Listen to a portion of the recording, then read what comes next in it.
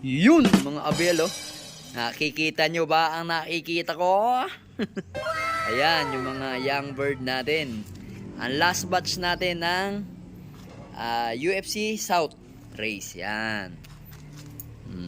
Itong tatlo last batch yan. Ito panibago to, summer naman to ng KFC. Ayan. Yan, KFC at saka TGRC. Yan, combine. Then ito yung red nga, KFC, red at red. Yun. Bali isa na lang yung hinihintay natin, yung KFC na kulay green. So papisa na nga yung itlog ni Johnson President at ni David Lim na Vandenbroek. Yun. So yun mga abel. Up. Layo natin ako. Yan. So ngayon araw na to is magbibigay nga tayo itong drops ko. Yan. Ako hindi na ako gumagamit ng kung ano-ano pang vitamin sa mga young bird ko. So hindi na ako nabili ng tawag dito, ng gelewang kasi na-realize ko hindi na rin kailangan yun eh. Gelewang, ng calcium, multivitamins. Siguro sa tubig na lang nila kasi sa mga magulang nila. So ang binibigay ko nga dito every other day is ito. Ayan, yung dropper ko to.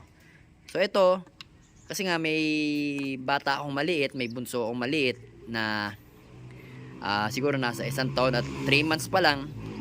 So napagnilay-nilay ko kasi meron siyang ibinigay yung doktor sa kanya ng vitamins na hindi na ginamit. So yun nga, yung silin nga ito mga abel, silin.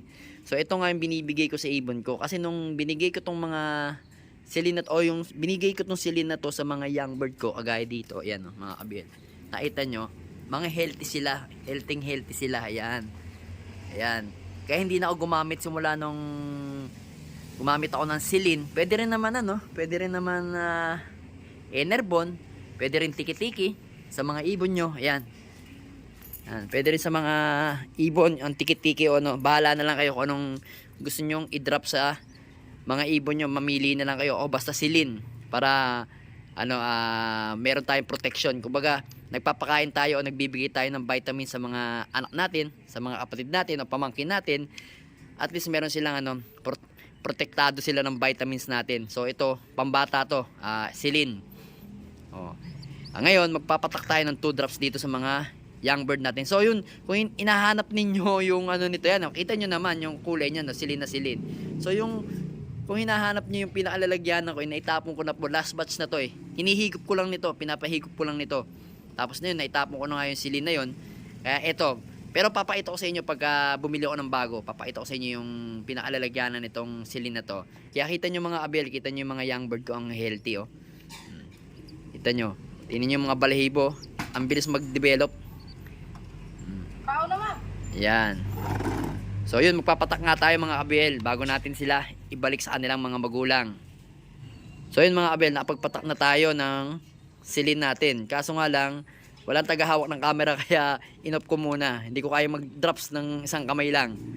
So yun, kita nyo ang ganda oh, ang ganda ng ibon ni yung anak na kay Sir Igan, Willie Ang. Isa lang yung white flight. Yan yung mga young bird natin. So yun, kung gusto nyo makatipid, ganun na lang gawin ninyo. Yun lang yung may titip ko sa inyo. Bili kayo ng silin o kayo tiki-tiki. Every other day, bigyan nyo yung ibon nyo. Mas healthy pa kaysa mag-mix kayo sa patuka na kung ano-ano, kung ano-ano pa i-mix nyo sa patuka ninyo. Bahala na lang kayo. Pero ako, ito ang gamit ko. Bahala kayo kung gusto nyo sundan yung ginagawa ko. Bahala kayo tumambling. Bumulok kong tumbling. Pero masasabi ko sa inyo, majudge nyo naman, ayan, healthy yung mga young bird natin. Yan. Yan mga abel, after kong magbigay ng vitamins, ito, ayan ang nangyari. Si ABCP na nagpa-cut off sa atin ng first lap, kaya pala siya nagpa-cut off, is may tama na siya. Yun, para siyang pumipikit-pikit na yung mga mata niya, hindi ko na siya ma-recover, tas nangangayayat. Kaya kailangan ko na siyang ikal. Then ito nahawa niya, si KFC. Wala pa man yung training sa September 5 is nabawasan na tayo ng isang young bird. Aray ko ha. Ayan. So dito naman, meron din siyang nahawang isa. Si inconsistent na ibon. Kung alam niyo si Verbruggen, yung asawa naman nito. Yan mga kabel, asawa niyan. Pero hindi pa naman ganong kumbaga napapansin ko pa lang kasi pero malakas pa siyang kumain, malakas pa siyang mamarako. Pero mapapansin nyo sa kanya pag tumahimik siya, mapapansin mo yung balahibo niya. Ayan, tumitirik na kaya sabi ko, yari tayo dito. So yun nga, hindi naman siya young bird sa FTPC. Kasi kulay puti yung singsing nun yan. Kagaya nito, yan puti yan. Ito puti. Ito puti ito. Yan, mapapansin nyo puti ito. See? Yan, kulay puti yung singsing yan. Yan. Bali, 4 kasi yung young bird ko ng MPFL. Yan, mga ABL. So yun yan, ginawa ko. No bearing na naman yung pagsakay niya sa FTPC. Kagaya nito.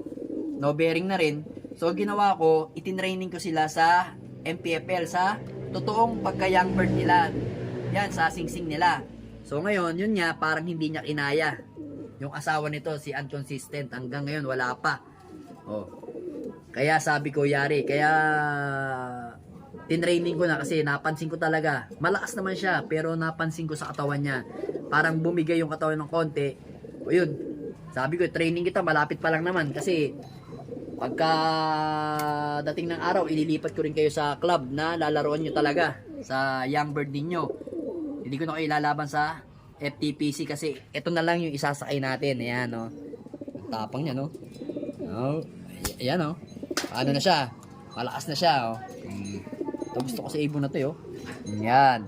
Ito yung ano natin, live natin ng FTPC. So, possible nga na ito lang isasakay natin sa darating na Friday. So, hindi na natin isasakripisyo tong mga to. Ayan, naalaban din to sa patibayan ng area namin. Nasa 11,000 na tayo namin. Tsaka to. So, possible nga, ito na lang ang isasakay natin. Ito, wala na to. Kumbaga, ililipat na natin to ng club. Kasi young bird yan ng FTPC. 1, 2, 3. Then, ito naman mga abel is young bird natin ng KFC. Ayan, no. Ito is si Emil Dewart na may pasok na Klein Didi Vandenbroek. Ayan, sana gumawa siya ng maganda sa atin.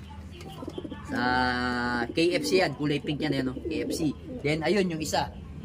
Ayan yung isa natin na si Johnson President. Young bird din ng KFC yan, mga ABL. Oh. So, bali dalawa na lang silang young bird. Kaya, sana magbigay sila ng magandang laban sa KFC. Sandali, puntahan natin, lapitan natin para makita nyo mas maganda ng ibon natin. Ayan. Parang naglulugon-lugon pa nga siya, oh. Young bird yan ng KFC, makikita nyo, oh. Ayan yung isa nating, ewan ko lang kung pwede itong off color kasi ilan lang yung putin to sa pakpak, eh. Ayan, oh. Kita nyo. Medyo may pagka-bull eye siya dito sa left side. Then dito naman, yan, oh, yellow-red eye sign. Ayan, oh. Hindi sila pantay. Pero tingnan natin kung anong gagawin ng performance ng ibon na to kasi ngayon pa lang ako maglilipad ng Johnson President sa loop ko. Ito is kapatid nito. Ayan, mga abel. Yung isa. Ito. Kapatid niya yan. Ayan, itong white plate na yan. So, hindi nyo sila mapagkakaila na magkapatid sila kasi pare silang may puti sa pakpak. Ayan. Oh, you know. Tatalikod pa siya. Oh. Hen yan. Hen. Tapos itong live natin na to is cock. Tas cock. Ayan. Medyo ano yan, no? Pero to gusto ko to, eh. Parang may gagawin to sa KFC sana. Magmana to sa kapatid niya, yung nag-8 overall champion natin sa PUF. Kasi ano niya yan, eh. Half niya yun. Magkapatid sila sa tatay. Kaso yun, may pasok na Peter C. Ito naman, may pasok na Klein Didi Vandenbroek. So, yung Klein Didi Vandenbroek natin na to is, diba sabi ko nga sa inyo, is bago rin lang. Ayan, ayan, nalimlim na yan. So, yan, susubukan pa natin yung mga lipad ng anak niyan. Kaya titingnan natin kung idudulo tayo, kung ilalaban tayo ng maganda. Kaya abang-abang tayo, mga kabel, kung anong gagawin ng mga anak nito. Yan.